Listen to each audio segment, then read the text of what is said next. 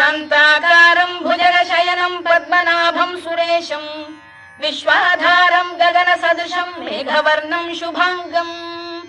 लक्ष्मीकान्तं कमलनयनं योगिधृध्यानगम्यं